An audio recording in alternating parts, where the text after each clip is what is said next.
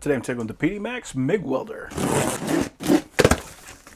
we got our instructions, and it comes with a couple of extra nozzle tips. And they labeled 1.0 and 1.2. We got our chipping hammer with a wire brush. We got a strap. So it does come with some Flux-Cored wire, and this is a 0.8. Here's our MIG gun. Got a good feeling trigger. We do have a hook to hang this guy up. That is a twist style lock. It does have a hole in the center, so it's going to be able to lock in, make the electrical connection, and feed the wire in all through the same spot. And then we got a 2-pin control plug right there. So we got our nozzle, and this is also a 1.0 tip. Here's our working clamp. It also uses a twist style lock. One thing I really like to see is they got this braiding on here, so that way if it's making a better connection on this side, it is not going to have to rely on this pin in order to get the connection to go to this cable. So very happy that they put that on there.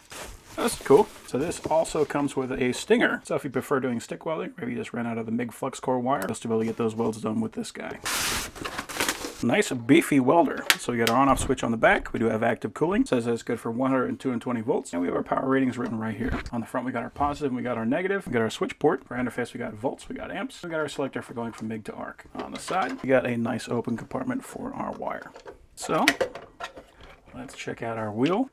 So we got a 0.8 and we got a 1.0. The wire we're using is a 0.8, so we want that to fit in that track, so we're going to have the 0.8 facing out.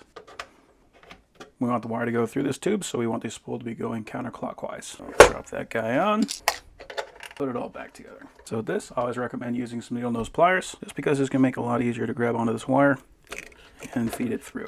And you can see I got a bend right there. We don't want that, so I'm going to cut that off. And I'm holding onto this wire because I don't want that to spring on me. So it has to go into this track and then into the next slot. There we go. Got the wire coming out the front, so I can drop this guy down and lock that back in place. So now I can take my MIG gun and I'm going to thread that cable in, give it a twist, and then we'll connect our switch. Now we don't need the working clamp for right now because all we're going to be doing is feeding the wire. I'm also going to be removing the tip. That way we'll give plenty of room for this wire to feed out. Now I'm going to turn it on. I'll make sure keeping your hands out of there, but I do want to have that door open so I can make sure it's going to start feeding properly. So it starts out on MIG, so I'm going to leave that right there. I'm going to take this cable, I'm going to straighten that out as straight as I can get it, and then I'm going to pull the trigger to start feeding that cable. Yeah, we can see that it's feeding without issue currently. I'm just looking for binding, looking for anything that might be giving me a problem. So we got plenty of wire out. I can use that to thread on my tip. If you want to, you can use a tool to tighten that down, but I usually just tighten that finger tight and then cut off the extra.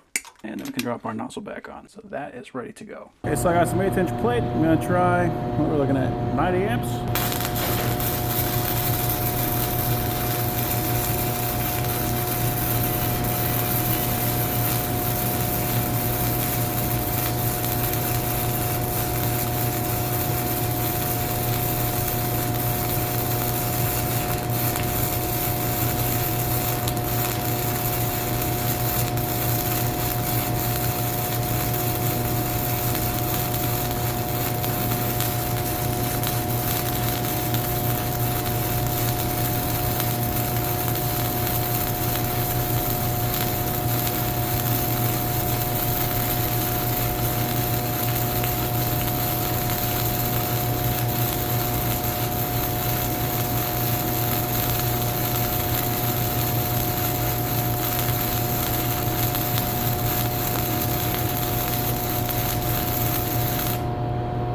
One thing I could definitely say, it is running very smoothly.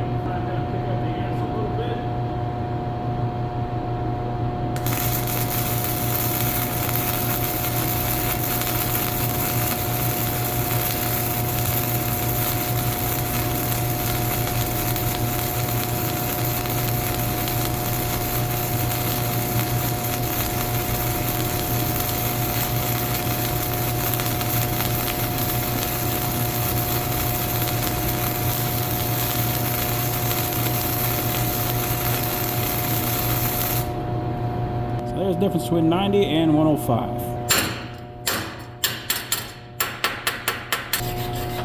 And there we go.